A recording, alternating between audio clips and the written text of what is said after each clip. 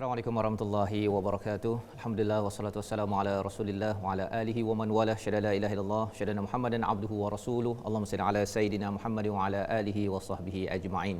Kita bertemu dalam majlis ayah pada satu Ramadan sebagai satu ruang untuk kita melihat kepada panduan daripada Al-Quran dan juga daripada sunnah Nabi sallallahu alaihi wasallam bagaimana ayah menjadi pemimpin masuk syurga sekeluarga.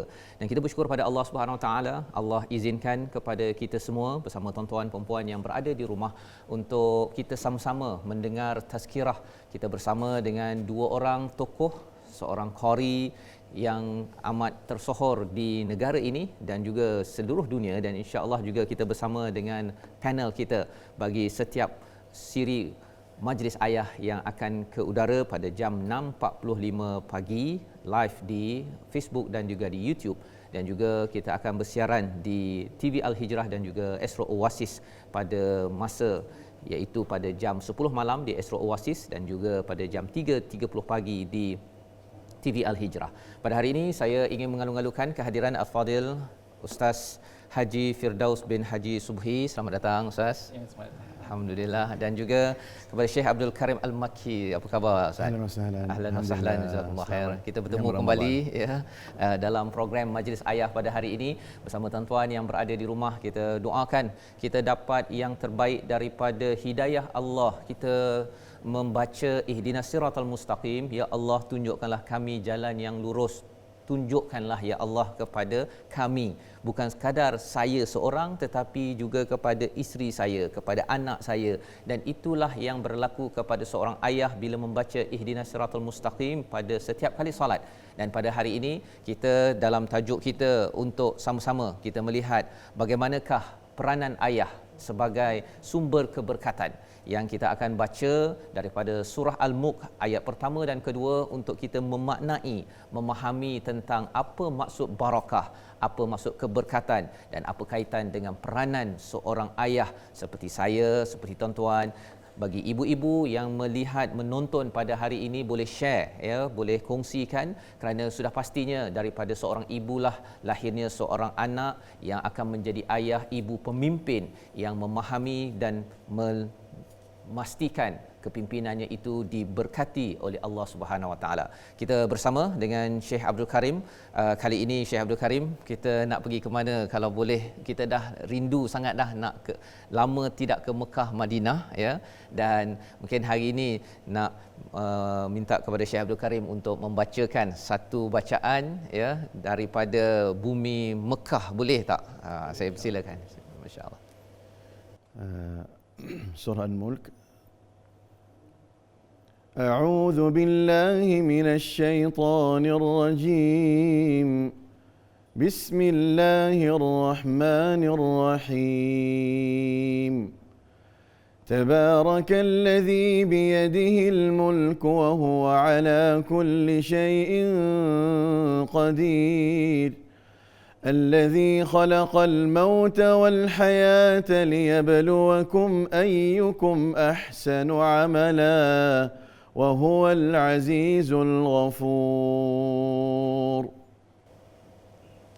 Surahul Azim, begitulah bacaan daripada surah Al-Mulk ayat 1-2. Maha suci Allah yang menguasai segala kerajaan dan dia maha berkuasa ke atas segala sesuatu.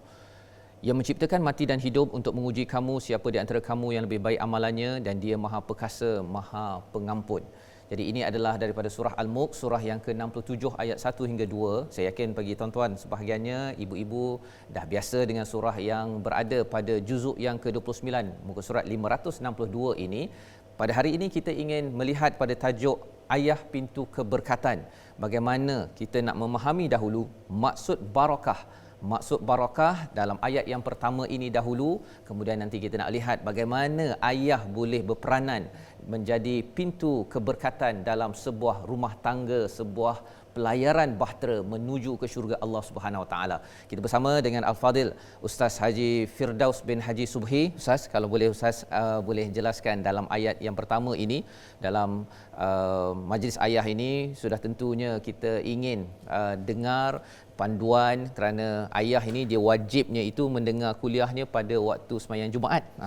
Ya, tapi sembahyang Jumaat tu mungkin pendek penerangan tentang surah Al-Mulk ini, ya, kalau diberi maklumat. Jadi hari ini nak minta persilakan pada Ustaz untuk menjelaskan apa maksud barakah yang ada pada ayat yang pertama ini, silakan. Assalamualaikum warahmatullahi wabarakatuh. Waalaikumsalam. Alhamdulillahirabbil alamin. Wassalatu wassalamu ala asyrafil anbiya'i wal mursalin wa ala alihi wa sahbihi wa man da'a bi da'watihi wastanna bi sunnatihi hatta atahu al-yaqin. Tarakana ala mahajjatil bayda lailuha kanahariha la yazighu anha illa halik. Thumma amma ba'd. Terima kasih Ustaz Fazrul selaku moderator majlis ayah kita pada pagi ini. Terima kasih juga kepada sahabat saya Fadil Syekhul Karim, yang mudah-mudahan kita akan terus menghadapi bulan Ramadan pada tahun ini dalam keadaan kita dimuliakan oleh Allah Subhanahu Wa Taala. Teman-teman dan rakan-rakan serta kru-kru majlis ayah pada pagi ini, yang mudah-mudahan Allah Subhanahu Wa Taala memberikan keberkatan dalam pertemuan kita insya-Allah. Berbicara berkaitan tentang soal keberkatan, Ustaz Fazrul, kalau kita tahu bahawa kalimah barakah itu asalnya diambil daripada perbuatan barakah. Kalimah barakah ini kalau kita lihat dari sudut kamus, dari sudut perbincangan para ulama-ulama bahasa, barakah itu memberikan beberapa makna. Yang pertama, ia memberikan makna az-ziyadah, dia memberikan makna pertambahan. Yang kedua, ia memberikan makna an-nama, iaitulah kesuburan. Dan yang ketiga, ia memberikan makna as-subut, sesuatu benda yang tetap. Sebab itu kalau sekiranya seekor ibil ataupun seekor unta itu dia duduk dan dia tidak berganjak daripada tempat duduknya, itu disebut dengan barakal ibil, ya, ibil ataupun unta tersebut dia berada dalam keadaan duduk, ya, dia tidak akan bergerak dan juga berganjak, benda yang tetap dan tidak bergerak. Dan kemudian yang kedua, dari sudut yang tetap juga, sebab itu ada suatu bekas disebut dengan nama birkah. Berkah ni bekas yang diletakkan di dalamnya air ataupun takungan-takungan yang besar, seumpama tasik dan sebagainya, itu juga ada kalanya disebut dengan kalimah berkah. Baik, apa kaitan dari sudut bahasa dengan keberkatan yang disebut oleh Allah Subhanahu Wa Taala di dalam Al-Quran, khususnya dalam surah yang kita bicarakan pada pagi ini, surah Al-Mulk. Allah menyatakan dalam Al-Quranul Karim, a'udzubillahi minasyaitanirrajim, tabarakalladzi biyadihil mulk wa huwa ala kulli syai'in qadir. Kalimah tabarak seperti mana yang disebutkan oleh Syekh Tantawi dalam tafsirnya At-Tafsirul Wasit. Syekh Tantawi mengatakan kalimah tabarak itu memberikan makna mubalaghah dari sudut keberkatan. Artinya melampau-lampau dari sudut keberkatan, pertambahan kebaikan, kesuburan dari sudut kehidupan manusia, dan sesuatu yang tetap dan dia tidak akan ditinggalkan, dibiarkan dalam kehidupan orang-orang yang beriman kepada Allah Subhanahu Wa Taala. Dan inilah yang kita nak cari di dalam kehidupan kita. Kita nak mencari kebaikan demi kebaikan yang kekal, yang tidak berubah-ubah, sesuatu yang akan terus menambahkan kebahagiaan hidup kita di muka bumi Allah Subhanahu Wa Taala. Dan keberkatan ini kadang-kadang orang melihat berkat itu ataupun dari sudut maknanya pertambahan, sesuatu benda yang kekal dan sebagainya. Orang melihat dari sudut material semata-mata. Mereka melihat kekayaan itulah merupakan suatu jaminan yang dapat memberikan kebahagiaan dalam hidup. Ada orang melihat dari sudut barakah yang dimaksudkan dengan bertambahnya itu, bertambahnya zuriat. Seronok melihat anak yang ramai, yang pada saat yang serupa para hadirin yang dikasihi dan dirahmati oleh Allah Subhanahu Wa Taala, ketika itu mereka rasa dengan ramainya anak itu dapat memberikan kemeriahan dalam hidup. Dan ada kalanya mereka melihat dari sudut kerjaya yang dihadapi dengan naiknya pangkat ataupun dengan kedudukannya yang tinggi dalam sesuatu kerja, itulah merupakan suatu kebahagiaan dalam hidup. Rupa-rupanya tidak, tetapi keberkatan yang kita nak cari, sesuatu kebaikan-kebaikan yang diberikan oleh Allah Subhanahu Wa Taala kepada kita, pertambahan ketenangan dalam kehidupan ini yang Allah Subhanahu wa taala telah pun adun di dalam Al-Quranul Karim, dan inilah yang kita nak bicarakan dan bincangkan pada pagi ini berkaitan tentang keberkatan tersebut. Wallahu a'lam. Terima kasih diucapkan pada Ustaz Firdaus ya, menjelaskan tentang apa kata asal ya perkataan barakah itu tadi ya, dengan az-ziyadah, an-nama dan juga ats-tsubut. Tiga perkara yang menjadi asas kepada perkongsian kita pada hari ini, bagi ayah-ayah yang bersama pada hari ini, bagi ibu-ibu ya, mungkin ada yang kata saya ni belum lagi berumah tangga tapi dah ikuti majlis ayah. Sebenarnya untuk kita faham bahawa pembinaan seorang ayah itu ya, kalau boleh nak menjemput az-ziyadah, an-nama, ats-tsubut sebentar tadi, bertambah-tambah ya. An-nama tadi apa Ustaz? Subur ya, subur dan juga ats-tsubut ini adalah keteguhan ya, keteguhan, dan bukan sekadar pada bahagian material, duit dari rumah, keretanya, itu pun kita harap bertambah, tetapi lebih daripada itu ialah dari segi dalaman, kebahagiaan, ketenangan yang dikongsikan oleh Al-Fadil Ustaz Haji Firdaus sebentar tadi. Jadi Ustaz, kita nak baca sekali lagi ya, untuk memasakkan, bukan masak untuk makan ya, untuk pasakkan dalam diri kita bagi tuan-tuan. Ayat pertama ini kalau kita baca pada waktu malam, pada bila-bila ayah-ayah yang dalam perjalanan pergi ke tempat kerja sekarang, kita sebenarnya nak pastikan yang bertambah, yang subur, yang teguh ini ada pada keluarga kita. Dan ia bukan sekadar kita ke tempat kerja secara fizikal, tetapi rupa-rupanya dalaman kita itu bergantung kepada Allah Subhanahu Wa Taala. Dan kita akan kupas lagi, tapi kita nak baca sekali lagi. Kali ini kita terbang ke Madinah lah Ustaz. Nak minta Syekh Abdul Karim untuk baca sekali lagi ayat 1 hingga 2 ini. Dan kali ini kita nak dengar daripada Syekh di Madinah, apa Ustaz? Imam yang terkenal di sana? Syekh Dr. Ali Al-Huzaifi. Masya-Allah, kita nak dengar. Betul, Itu ya. biasa dengar kalau saya ke TV Hijrah tu, dengar dekat Masjid Negara selalu pasang daripada Syekh Al-Huzaifi ini sendiri ya. Masya-Allah. Silakan Ustaz. Surah Al-Mulk ya. Surah Al-Mulk kita ulang balik pagi-pagi ni, nak baca, nak dapat banyak pahala sambil mendalami ilmu agar ayah-ayah terus menjadi pemimpin masuk syurga sekeluarga. Silakan Ustaz. بسم الله الرحمن الرحيم تبارك الذي بيده الملك وهو على كل شيء قدير الذي خلق الموت والحياة ليبلوكم أيكم أحسن عملاً وهو العزيز الغفور. Surah Al-Azim. Jadi itu adalah ulangan kepada ayat 1 hingga 2 sebentar tadi, untuk sama-sama kembali balik kepada Ustaz Haji Firdaus ya. Ustaz tadi, Datuk Usamuddin dalam klip video sebentar tadi ada menyatakan ayahnya selalu bawa ke masjid ya, pergi ke kubur untuk menghargai apa nilai kematian ya. Mungkin Ustaz boleh ceritakan balik semula bagaimana, apa peranan ayah, terutama bila ayat yang kedua ini Allah menyatakan allazi khalaqal maut, Allah menciptakan mati dan kehidupan untuk menguji siapa yang terlebih baik amalannya. Amalan siapa ni? Ayahnya ke macam mana? Anaknya pada isterinya? Apa peranan ayah yang perlu dibuat berdasarkan kepada kefahaman ayat nombor 2 surah Al-Mulk ini? Silakan. Subhanallah, satu perkara yang cukup menarik seperti mana bacaan yang disebutkan oleh saudara kita, sahabat kita Syekh Karim tadi, berkaitan dengan ayat di mana Allah Subhanahu wa taala menyatakan dialah yang menjadikan al-mauta, kematian, wal hayata, dan juga kehidupan, liyabluwakum ayyukum ahsanu amala, supaya Allah Subhanahu wa taala dapat menguji di kalangan kamu siapakah yang terbaik dari sudut amalannya. Dan saya tertarik dengan pandangan-pandangan yang diutarakan oleh ulama-ulama tafsir, yang mana di kalangan ulama-ulama tafsir ini mengatakan kenapa Allah mentakdimkan, mendahulukan kematian terlebih dahulu berbanding dengan kehidupan. Allah Subhanahu wa taala mendahulukan kematian itu bertujuan untuk melahirkan sifat takut dalam diri kita. Siapa yang tidak takut dengan mati? Setiap daripada kita bila dengar sahaja kematian, COVID-19 yang berlaku dalam kehidupan masyarakat kita pada hari ini, semua di kalangan kita berasa risau sebab ia akan membawa kepada kematian. Tujuan itulah Allah Subhanahu wa taala mentakdimkan, mendahulukan akan perkataan al-mauta itu berbanding dengan kehidupan terlebih dahulu. Itu yang pertama daripada pengajaran yang boleh kita ambil daripada ayat tersebut. Kemudian yang kedua, di dalam ayat tersebut Allah menyebut dengan liyabluwakum, Allah menguji di kalangan kamu itu. Kum ini adalah merujuk kepada seluruh orang-orang yang beriman kepada Allah Subhanahu wa taala, dan kalau nak melahirkan orang yang beriman itu mestilah bermula daripada usrah terlebih dahulu, mestilah bermula daripada sebuah keluarga terlebih dahulu. Sebab itu bila Ustaz Fazrul menyatakan tentang apakah peranan seorang ayah terhadap keluarganya, terhadap anaknya, terhadap isterinya, maka di sana ada beberapa dalil yang begitu banyak yang Allah Subhanahu wa taala memberikan panduan kepada orang-orang yang beriman kepada Allah Subhanahu wa taala agar jangan sampai mereka mengabaikan tugasnya. Kerana itu ada satu kisah yang berlaku. Sebelum saya masuk sedikit, boleh Ustaz ya?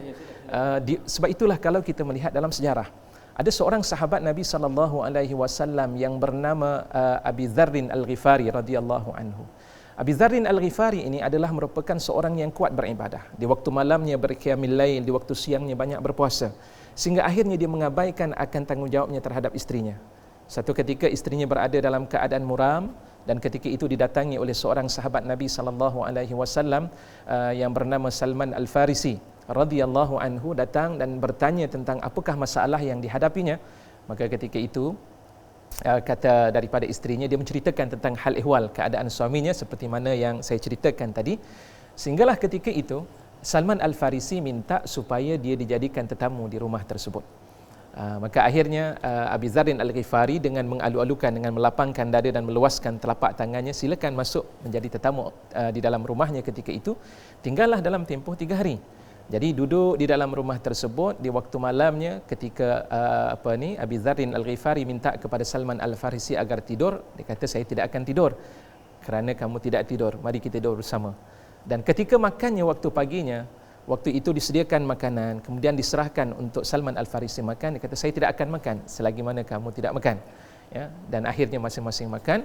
Dan sesudah dalam tempoh beberapa lama ketika itu, Salman Al-Farisi pun menceritakan tentang apakah sebenarnya, kenapa dia lakukan hal yang demikian. Dan akhirnya disebut inna li rabbika, dia kata waktu itu kepada Abi Dzarrin Al-Ghifari, Abi Dzarrin Al-Ghifari, pernah tak kamu mendengar sebuah hadis baginda sallallahu alaihi wasallam yang Rasulullah sallallahu alaihi wasallam menyebut inna li rabbika 'alaika haqqan wa li nafsika 'alaika haqqan wa li ahlika 'alaika haqqan fa'ti kulladzi haqqin haqqah, atau kama qala an-nabiy sallallahu alaihi wasallam. Sesungguhnya bagi Tuhan kamu itu ada hak yang perlu kamu laksanakan. Wa li nafsika 'alaika haqqan, bagi diri kamu itu juga ada hak yang perlu kamu laksanakan.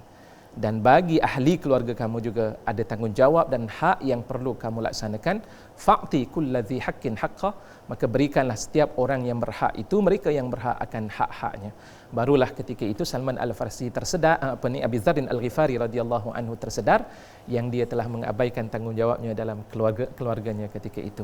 Menarik cerita tadi itu Ustaz ya. Jadi sebab itu penting kepada kita untuk mengambil perhatian. Kadang-kadang kita rasa diri kita dah dekat dengan Allah. Bulan Ramadan ni habis waktunya duduk di masjid ya. Baca Al-Quran. Saya tak nak memberikan apa-apa tumpuan selain saya duduk di rumah Allah Subhanahu wa taala, saya nak iktikaf. Rupa-rupanya ahli keluarga dan anaknya dibiar begitu sahaja. Itu termasuk dalam amaran dan ingatan daripada Nabi sallallahu alaihi wasallam. Jadi keseimbangan itu penting Ustaz ya, dalam kita nak menjadi ayah sebagai seorang suami yang menggapai menjemput barakah daripada Allah Subhanahu taala. Dan dia bila dah tengok pada ayat kedua tu Ustaz ya, bila Allah kata Allah menciptakan mati, jadi bila seorang ayah dia kalau dengar kawan dia dah meninggal, dia pun akan insaf dan dia ada tendensi keinginan seperti Abu Dzar tadi itulah kan. Kalau boleh nak, ialah banyak kesilapan dulu-dulu kan. Jadi dia nak duduk masjid apa sebagainya. Jadi bila cakap tadi tentang keseimbangan ya, nak dapatkan az-ziyadah, nak dapatkan an-nama ats-tsubut kan. Jadi kalau katakan ayah yang pergi kerja kan, dia kata terutama bulan Ramadan lah, dia pergi kerja, dia rasa dia banding dengan orang yang dapat iktikaf kat masjid kan. Kalau dia tengok, kalau kat Mekah tu kan ada orang sampai ambil cuti sebulan terus kan, ataupun balik awal ke apa ke, rasa bersalah tu dia ada bila dia pergi kerja kan. Jadi macam mana tu Ustaz? Adakah yang terbaiknya ambil cuti sebulan waktu bulan Ramadan ataupun teruskan agar tak rasa bersalah dan betul mengikut kepada panduan sunnah untuk menjadi seorang ayah yang pintu berkat masuk bertubi-tubi dalam rumah tu. Silakan Ustaz, macam mana tu? Satu benda yang menarik yang kadang-kadang kita terlepas pandang tentang persoalan tersebut dari sudut keseimbangan yang bagaimana sebenarnya yang Allah Subhanahu Wa Taala menghendaki kepada kita. Sebelum tu juga saya teringat ada satu hadis Nabi sallallahu alaihi wasallam yang mengisahkan bila mana tentang peristiwa ataupun perkara-perkara yang menambahkan kepada kita tentang kebaikan dan amalan-amalan itu memang daripada setiap para sahabat radhiyallahu anhum ajma'in, mereka akan berasa kecewa dan sedih kalau sekiranya mereka tidak mampu untuk memberikan suatu kesan yang terbaik dari sudut pahala dan ganjaran yang akan diperolehi daripada Allah Subhanahu Wa Taala. Sebab itu kalau kita melihat dalam sejarah, kisah ada sebuah hadis saya terlupa sama ada riwayat daripada Imam Muslim ataupun riwayat daripada periwayat-periwayat yang lain, di mana kisah tersebut disebutkan dalam hadis, zahaba ahlud dusur bid darajatil ula wan naimul muqim yusalluna kama nusalli yasumuna kama nasum wa yatasaddaquna bi fuduli amwalihim wala natasaddaq. Jadi dalam kisah tersebut menceritakan bagaimana perasaan mereka bila mana melihat orang-orang kaya yang terdahulu dia telah meninggal, dan kemudian dia meninggal dengan membawa harta yang banyak disedekahkan kepada orang ramai. Pada saat yang serupa dia kata pada dalam hadis tersebut, telah pergi orang-orang yang kaya, mereka itu bersembahyang seperti mana kami sembahyang, yasumuna kama nasum, mereka berpuasa seperti mana kami puasa, wa yatasaddaquna bi fuduli amwalihim, dan mereka itu bersedekah dengan lebihan daripada harta mereka, wala natasaddaq, sedangkan kami ini tidak berkemampuan. Itulah yang diadukan kepada Nabi sallallahu alaihi wasallam, seakan-akan nanti orang-orang yang miskin, sebab kita tahu rata-rata daripada sahabat Nabi sallallahu alaihi wasallam terdiri daripada kalangan du'afa wal fuqara, daripada kalangan orang-orang yang lemah, daripada kalangan orang-orang yang fakir. Pada saat ketika itu Rasulullah sallallahu alaihi wasallam memberikan jalan bagaimana nak menyelesaikan masalah tersebut.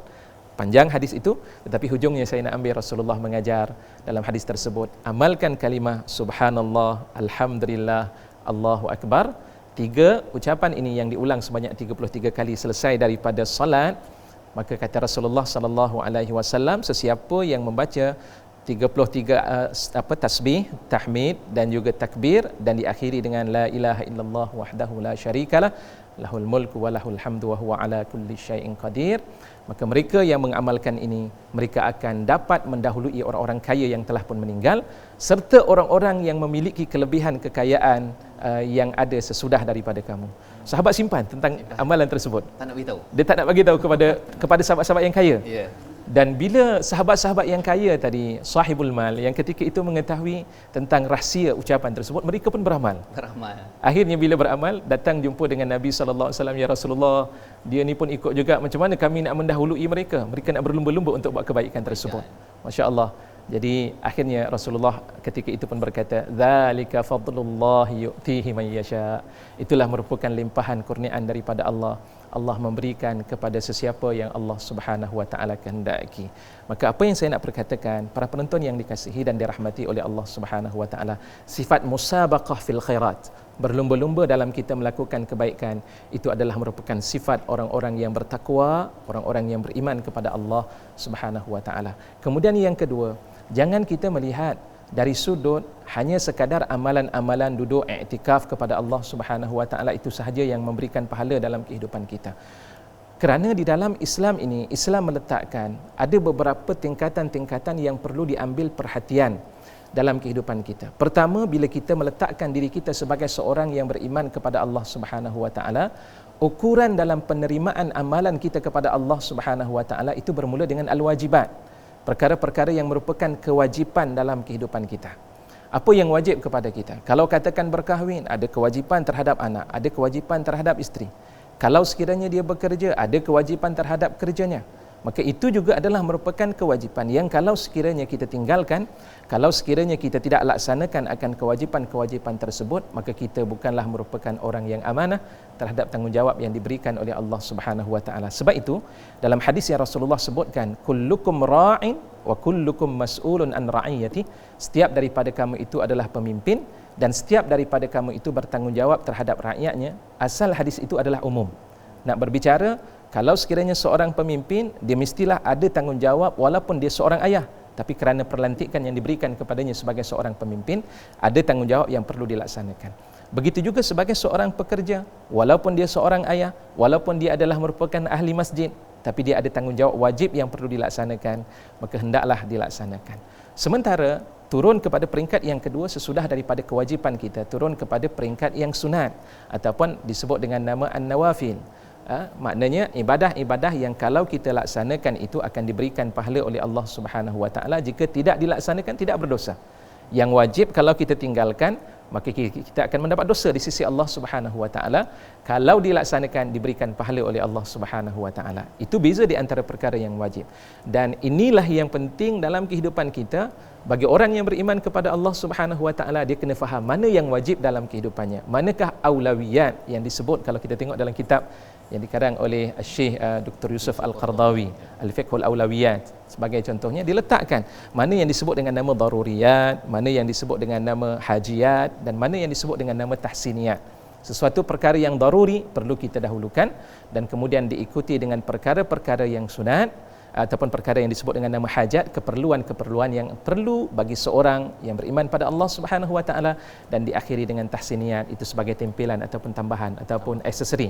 Mungkinlah bahasa yang sesuai agaknya kita sebutkan dalam pengertian ataupun ta'rifan daripada kalimah tahsiniyat. Jadi ketiga-tiga ini perlu untuk difahami, barulah kita mampu untuk mencorakkan kebahagiaan dalam hidup kita. Dan satu lagi saya teringat ada satu hadis Nabi sallallahu alaihi wasallam yang mana Rasulullah sallallahu alaihi wasallam sebut, ni ada di dalam hadis 40, catatan daripada Imam Nawawi rahimahullah.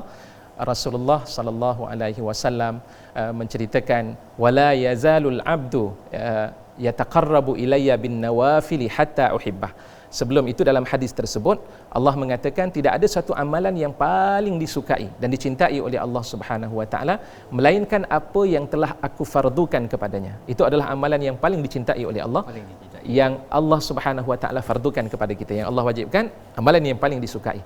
Dan kemudian hamba Allah Subhanahu Wa Taala tadi dia meneruskan amalan-amalan an-nawafil, amalan sunat dalam kehidupan. Bila kedua-duanya dirangkumkan dalam kehidupannya, Rasulullah sallallahu alaihi wasallam menyambung dalam hadis qudsi tersebut, akhirnya Allah Subhanahu Wa Taala akan cinta kepadanya.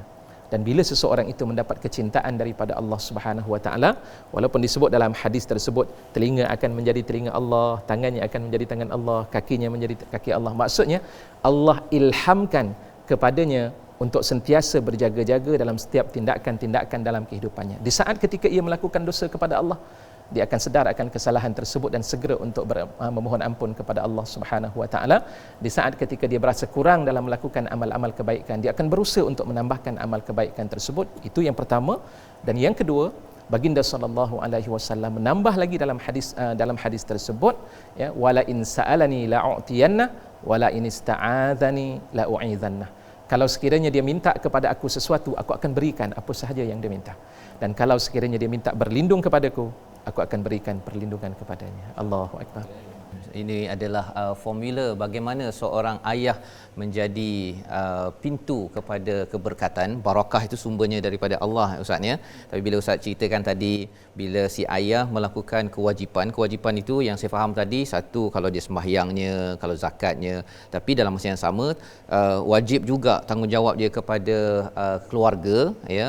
Maksudnya dia bertugas, bekerja itu, kemudian ditambah dengan nawafil, itu akan menjemput tadilah, ya, Allah sentiasa bersama dengan si ayah tadi.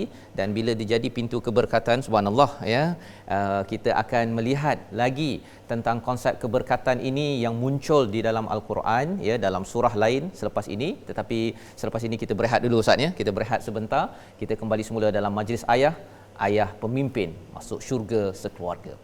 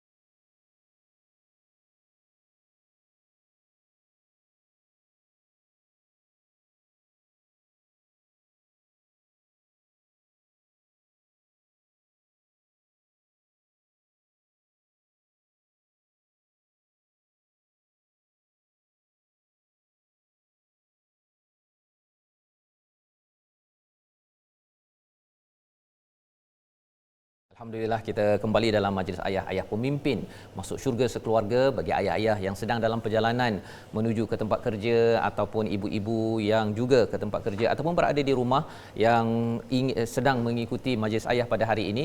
Kita berada dalam tajuk Ayah Pintu Keberkatan, dan kita fahami daripada ayat pertama surah Al-Mulk yang bercerita tentang Allah lah sumber barakah yang bertambah-tambah, yang subur dan yang teguh dalam menentukan kebahagiaan dalam sebuah rumah tangga, dalam sebuah bahtera pelayaran menuju ke syurga Allah Subhanahu Wa Taala.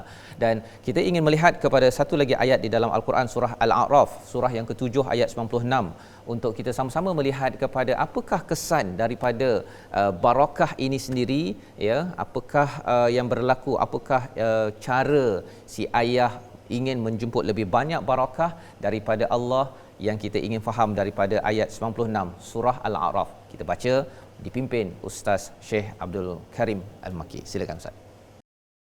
أعوذ بالله من الشيطان الرجيم ثم بدلنا مكان السيئة الحسنة حتى عفوا وقالوا قد مس آباءنا الضراء والسراء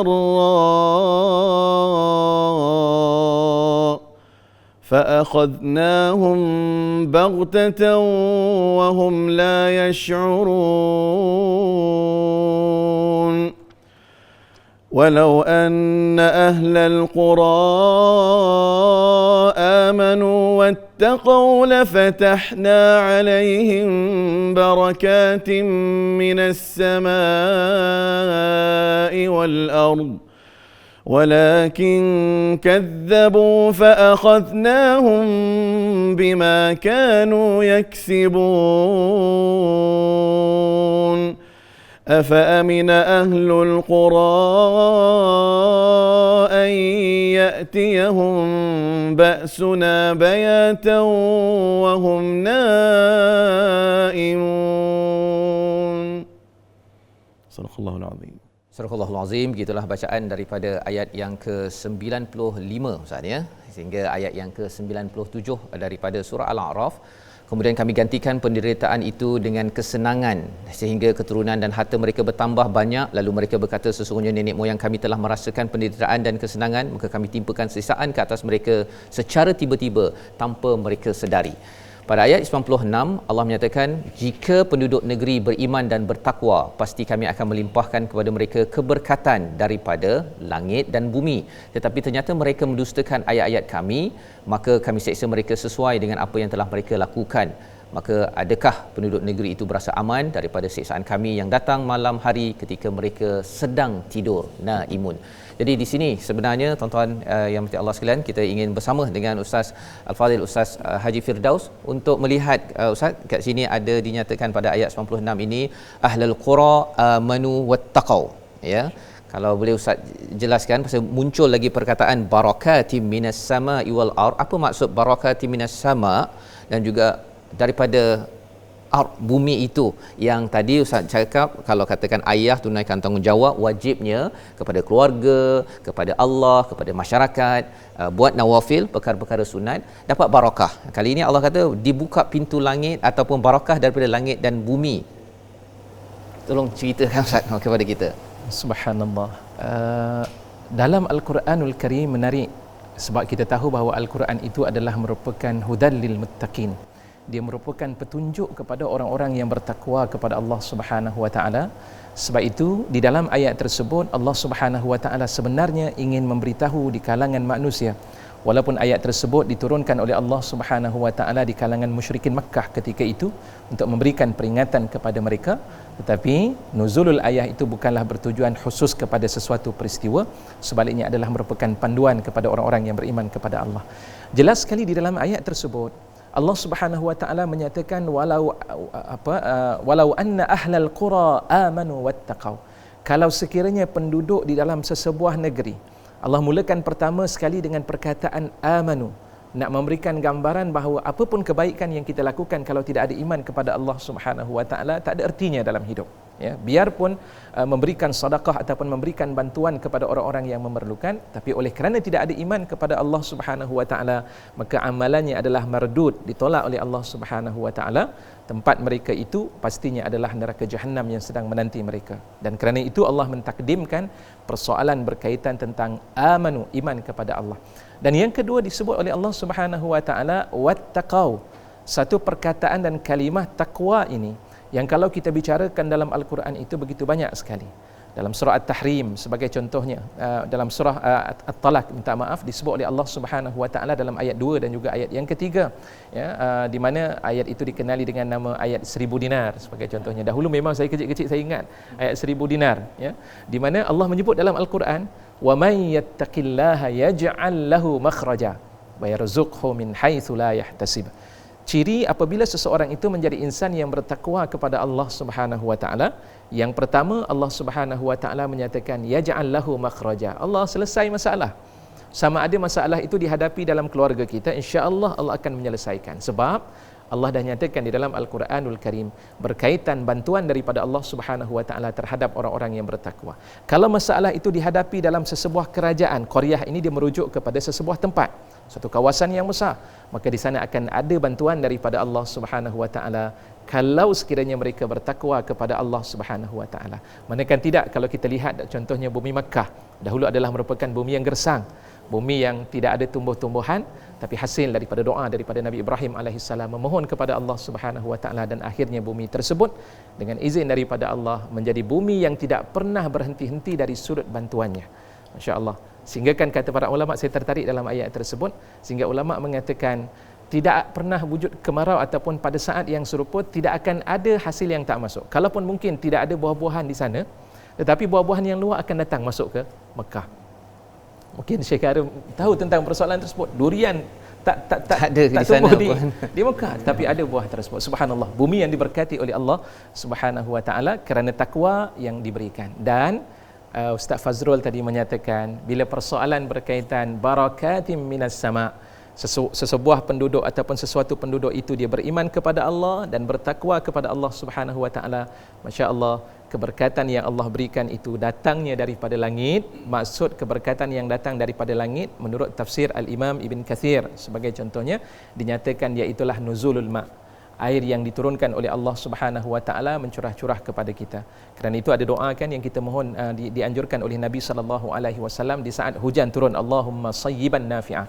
Ya Allah, ya Tuhan kami, Kau berikanlah air hujan yang turun ini, air hujan yang dapat memberikan manfaat kepada kami. Sebab dengan adanya air hujan yang turun itu, dia akan mencambahkan, wal ardi itu bermaksud tumbuh-tumbuhan akan tumbuh, segala bentuk kebaikan-kebaikan yang ada di muka bumi Allah Subhanahu wa taala dapat merasainya. Binatang-binatang dapat minum hasil daripada air hujan yang turun. Begitu juga tanah-tanah yang gersang itu dapat disuburkan dengan air hujan yang turun daripada langit, keberkatan daripada Allah Subhanahu wa taala. Sementara yang berada di bumi, Allah Subhanahu wa taala akan suburkan segala bentuk keperluan dan hajat-hajat manusia yang diperlukan. Mereka memerlukan air hujan diturunkan oleh Allah Subhanahu wa taala. Mereka memerlukan untuk menyiram tanaman-tanaman mereka, air hujan diturunkan oleh Allah Subhanahu wa taala kepada mereka. Punca dan sebabnya kerana apabila mereka berjaya mendidik, khususnya kepada sebuah keluarga, ayah dan juga ibu dan termasuk anak-anak terdidik dengan sifat iman kepada Allah, dan yang kedua takwa yang dilahirkan dalam kehidupan mereka, insya-Allah. Insya-Allah. Ustaz, bila cakap tentang barakat minas sama' sebentar tadi, Ustaz menjelaskan pada surah Al-Mulk tadi az-ziyadah tentang an-nama ats-tsubut kan. Jadi selain daripada hujan, adakah barakat minas sama' ini juga perkara lain ataupun hujan saja Ustaz dekat situ? Wallahu a'lam bissawab. Sekadar apa yang saya lihat di dalam ayat-ayat suci Al-Quran yang ditafsirkan oleh para ulama yang sempat untuk saya baca, begitulah yang dinyatakan dari sudut keberkatan yang Allah Subhanahu wa taala turunkan. Tetapi tidak hairan kalau kita melihat dalam keberkatan yang lain itu, kalau kita melihat kedudukan ataupun tempat tinggal para malaikatullah fis sama', ya. Jadi tidak hairan juga kalau yang dimaksudkan dengan keberkatan daripada langit itu adalah doa-doa yang datangnya daripada malaikatullah. Subhanallah. Malaikat bila berdoa kepada Allah Subhanahu wa taala, sudah tentu doa-doa tersebut doa yang mustajab, sebab malaikat tidak melakukan maksiat kepada Allah Subhanahu wa taala berbanding dengan manusia. Sebab itu kalau kita nak menjemput keberkatan dalam hidup kita, Maka jadilah manusia yang bertakwa kepada Allah Subhanahu wa taala, seperti mana jelas dalam bulan puasa ini kita berpuasa tujuannya tidak lain adalah untuk melahirkan insan-insan yang bertakwa kepada Allah. Bila kita bertakwa kepada Allah, bantuan-bantuan daripada malaikatullah akan sentiasa mengiringi hidup kita, insya-Allah. Subhanallah, ya, daripada situ sebenarnya barakati minas sama, air tadi, dan juga kalau para malaikat mendoakan kita, Ustaz, ya. Sebenarnya kalau Datuk Samuddin tadi bercerita pasal ayahnya sudah pun meninggal, ya. Saya melihat ialah seorang anak kadang-kadang dia tak faham sangat ketika ayahnya mendidik, kan, buat itu buat ini. Ialah kalau anak umur 6-7 tahun telah diajarkan solat, kemudian dikejutkan pagi untuk bangun sahur, kan, taklah wajib lagi pun, tapi bila dididik itu mungkin kadang-kadang dia faham tak faham, tetapi bila sebentar tadi Datuk Samuddin sebagai seorang anak dia terimbau balik si ayah, kan. Jadi maksudnya ini adalah juga satu perkara yang saya nampak Ustaz cakap tadi tentang az-ziyadah, an-nama, ath-thubut itu, kebahagiaan itu, Ustaz, ya. Sebenarnya dia disampaikan generasi demi generasi. Ayah dah tak boleh kawal dah meninggal dah pun, tetapi disebabkan ada barakati minas sama, disebabkan perkara takwa itu, maka ianya terus tersebar dalam sebuah keluarga. Pasal keluarga kita ni, Ustaz, bukannya kita sahaja waktu hidup sahaja nak barakah itu, ya. Kalau boleh barakah itu sepanjang keluarga kita berada di atas muka bumi ini. Jadi mungkin di hujung ini satu nasihat penting daripada Ustaz, ya, kepada ayah-ayah yang menonton ataupun ibu yang akan menyampaikan pada ayah pada hari ini, nasihat penting bagaimana ayah menjadi pintu keberkatan dalam sebuah rumah tangga itu tadi. Silakan. Para penonton yang dikasihi dan dirahmati oleh Allah Subhanahu wa taala, sebagai kesimpulan, kalau kita nak melihat topik perbincangan kita, ayah adalah merupakan pintu kepada keberkatan. Bagi ayah-ayah dan kepada ibu-ibu yang menonton, berikanlah nasihat kepada suami, puan-puan yang dikasihi dan dirahmati oleh Allah Subhanahu wa taala. Bagi ayah-ayah yang mendengar mungkin bicara kita pada pagi ini, maka jadilah seorang ayah yang saleh. Dan pada saat yang serupa, bila sebut sebagai seorang ayah yang saleh, didiklah anak bersama-sama dan juga ibu bersama-sama, termasuklah dengan pasangan masing-masing ketika itu, untuk dibawa bersama dalam syurga Allah Subhanahu wa taala. Dan sebelum itu saya teringat ada suatu hadis Nabi sallallahu alaihi wasallam di mana Rasulullah bersabda, "Idza mata ibnu Adam inqata'a 'amaluhu illa min thalath." Apabila matinya seseorang anak Adam, akan terputuslah segala amalan-amalannya melainkan 3 perkara. Salah satu daripada 3 perkara tersebut yang disebut oleh Nabi sallallahu alaihi wasallam, waladun salihun yad'ulah, seorang anak yang salih yang sentiasa mendoakan kebaikan kepada ayah dan juga ibunya. Subhanallah, kalaulah nak jadi anak yang baik, tidak mungkin seorang bapa tak baik. Jadi mana mungkin anak ibu bapa yang tak baik itu mampu untuk mendidik seorang anak menjadi baik. Dan kerana itu ada suatu ungkapan yang disebut oleh para ulama, disebut barru aba'akum tabarrukum abna'ukum. Buat baiklah kamu kepada bapa-bapa kamu, nanti anak-anak kamu itu akan melakukan kebaikan kepada kamu. Jadi kalau katakan kita nak jadikan anak kita anak yang saleh, tolong para ibu, para bapa khususnya yang dikasihi dan dirahmati oleh Allah, jadikan diri anda sebagai seorang bapa yang saleh. Yang kedua, ambillah perhatian terhadap kehidupan anak-anak. Kerana anak-anak semasa kecil ini, mereka hanya mengikut perintah-perintah dan juga arahan-arahan daripada seorang bapa, dan kerana itu tanggungjawab seorang bapa berat. Allah akan tanya dalam sebuah hadis baginda sallallahu alaihi wasallam, disebutkan innallaha sa'ilu ra'in an ammastara'ah. Sesungguhnya Allah Subhanahu wa taala akan bertanya pada setiap pemimpin terhadap apa yang dipimpin, hafiza am dhayya, sama ada dia menjaga ataupun dia mengabaikan apa yang dijaganya ketika itu akan ditanya oleh Allah Subhanahu wa taala. Berhati-hati dengan persoalan tersebut. Mudah-mudahan dengan kita mengetahui hakikat bahawa Islam begitu mengambil berat kehidupan sebuah keluarga dan mengambil berat tentang kepentingan seorang bapa untuk mengambil perhatian dalam keluarga, maka jagalah keluarga kita daripada disentuh api neraka Allah Subhanahu wa taala. Dan Allah Subhanahu wa taala jelas sekali di dalam Al-Quran mengatakan, ya ayyuhalladzina amanu qu anfusakum wa ahlikum nara, wahai orang-orang yang beriman, peliharalah oleh kamu akan ahli keluarga kamu daripada menjadi bahan bakaran api neraka Allah Subhanahu wa taala wal iazubillah. Maka kerana itu para penonton yang dikasihi dan dirahmati Allah, jaga anak-anak kita. Mereka adalah merupakan harta yang terbaik dalam kehidupan kita di dunia dan juga di hari akhirat, dan mereka juga adalah merupakan punca untuk menentukan syurga dan juga neraka kita di saat ketika kita bertemu dengan Allah Subhanahu wa taala. Allahu a'lam. Terima kasih diucapkan pada Ustaz Haji Firdaus bin Haji Subhi ya untuk memberikan kalam akhir dalam program hari ini. Kita berdoa pada Allah Subhanahu Wa Taala, Allah izinkan pada Ramadan yang pertama ni Ustaz ya, agar Allah pimpin, berikan kekuatan kepada ayah-ayah yang berada bersama pada hari ini, ibu-ibu yang menemankan ayah ya, ataupun ada anak yang akan dibina, dilatih sebagai seorang ayah yang menjadi pintu keberkatan ya, untuk mendapatkan lebih banyak lagi barakat, berkat-berkat daripada Allah Subhanahu Wa Taala, sehingga kan Allah kata dibukakan pintu langit, bumi barakah itu, dan sudah tentunya ia membawa sampai ke syurga Allah Subhanahu Wa Taala. Kita berdoa, kali ini kita dipimpin oleh Al-Fadhil Ustaz Syekh Abdul Karim Al-Maki. Silakan.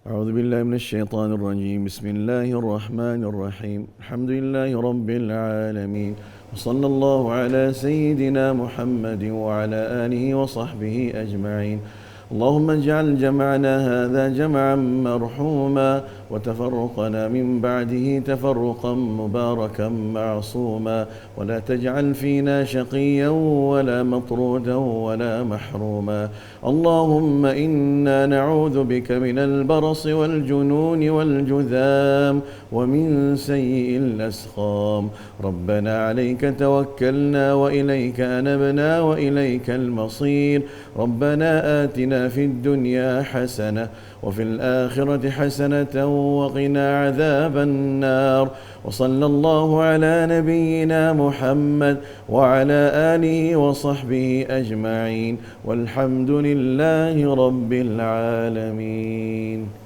Amin ya rabbal alamin. Terima kasih diucapkan pada Syekh Abdul Karim untuk membacakan doa sebentar tadi.